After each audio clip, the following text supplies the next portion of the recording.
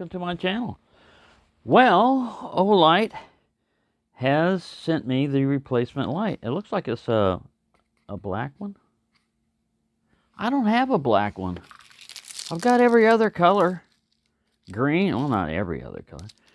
Green, zombie, Christmas color. I don't have the, you know, like the red, white, and blue one that they came out with and all that. All right, we're not going to use that method. We're going to use this method. This method. Uh-oh. That's why people don't use that method very often. You got to pry it up carefully. I'm not that careful. And they design the other end open so you have a little pull area and stuff like that. But managed to get it out. See, they give you this little pull tab if you go through the correct way. Either way, you're going to tear the box if you're not careful. This one, you have to tear the box. And this way, you'll tear the box if you did like I did. See, I should have pried here. Anyway. So what we have is 90 lumens, 45 minutes. That's if you're running an alkaline battery, which they supply. See, it says test perform with one AAA alkaline battery.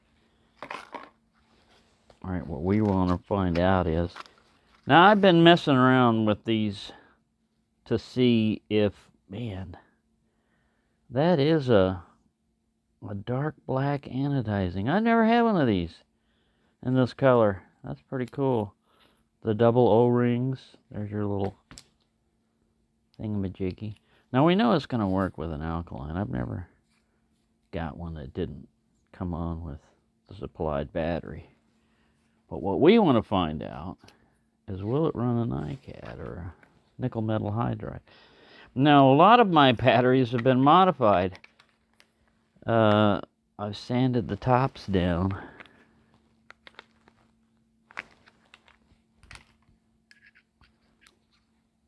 I was experimenting with another flashlight, sanding this down, and the Christmas one, I just keep sanding on it because I want it to be able to work with any. See, it'll work with this one. That's cool. So I'm not going to try it. Well, let's try a 10 pull. I say I'm not going to do something, then I do it. These are not recommended or approved or anything like, or condoned. But wow, the difference in light output is amazing with one of these. It started to get warm right there. It does, you are bumping it up. Let's compare it to the regular. I think your lowest lumen output will be with the 1.2s. Sorry, I'm twisting. You get a pretty usable light in 45 minutes. That's a long time to be running it. I think you get 70-something minutes, 75 minutes or something like that with a nickel metal hydride. It's rechargeable and decent amount of light. Yeah. So, thank you, Olight. Make all your flashlights like this, and you won't have any problem. Whatever you did different on some of these, the depth of this, or the machine depth of your threads,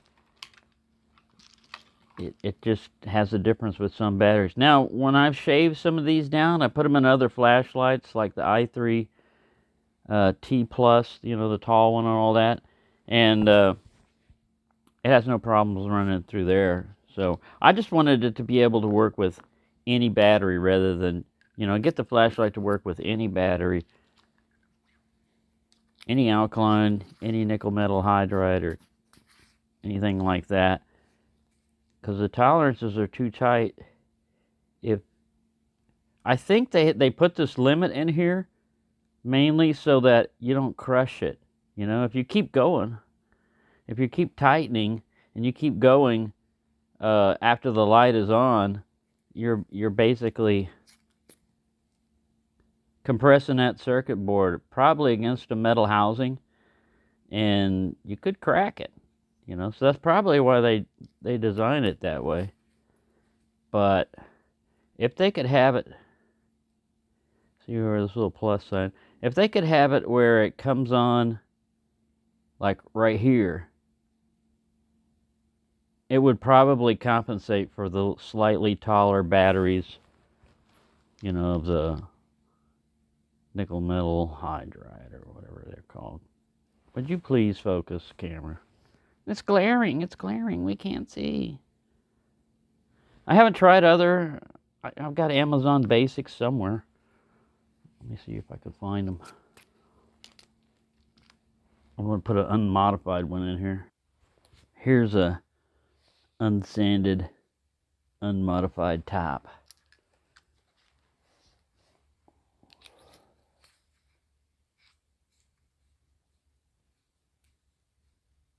Yeah, works. Comes on at the very last. Yeah, it's just a slight difference they've got with these ones that don't work. If you're only going to run, if you have a problem with sanding this, because really you do take off the anodizing on the rim here a little bit, and a lot of dust gets in there. I take a Q-tip with alcohol and run it through there after that, but it'll get gritty.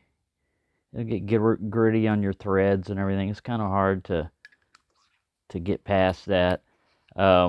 Whereas if you just sand the top of the NiCads down a little bit on the ones that don't work, that seems to work for every one of them. And you're not modifying the flashlight, although now you've got, since you're using rechargeable batteries, you're going to keep them anyway, so it's not like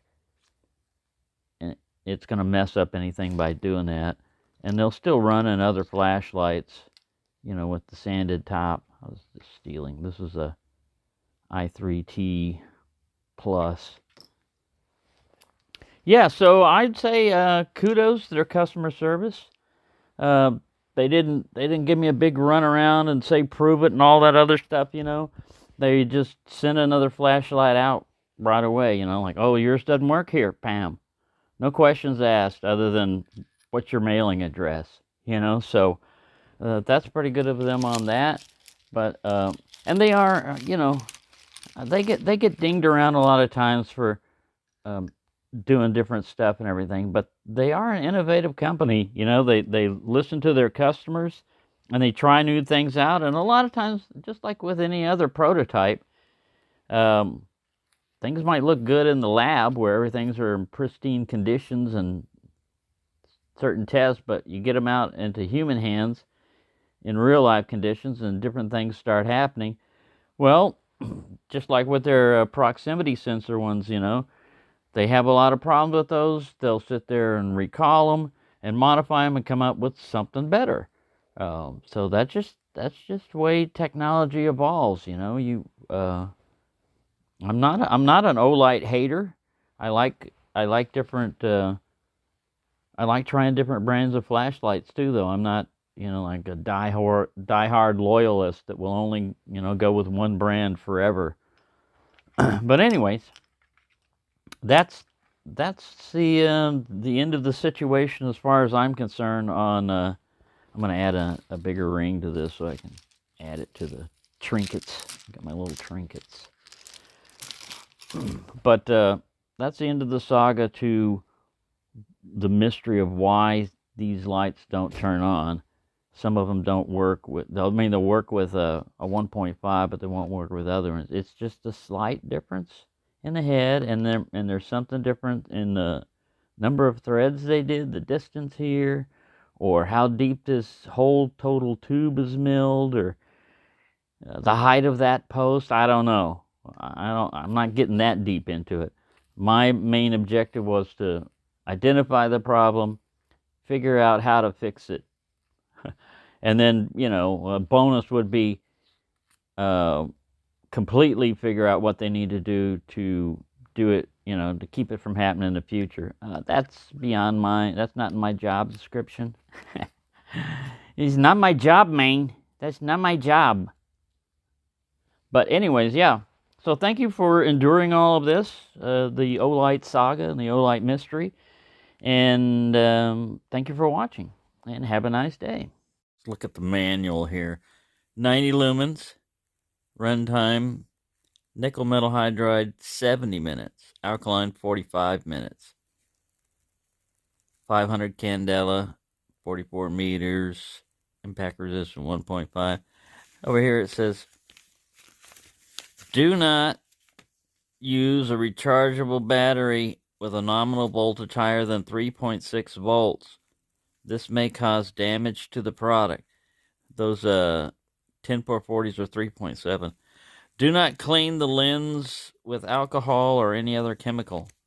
Don't insert it in the wrong way. But it's what I like it here, the way they word this. Do not throw the light directly into human eyes. I guess inhuman eyes are okay. This may cause temporary blindness or permanent damage to the eyes. Yeah, especially if you're throwing the light into their eyes. Well, you have all those different languages they support here, which is quite amazing. On, off. Fully tighten the cap clockwise. Counterclockwise to turn off. Wow. That's pretty much it. That's all you get. It's a simple light.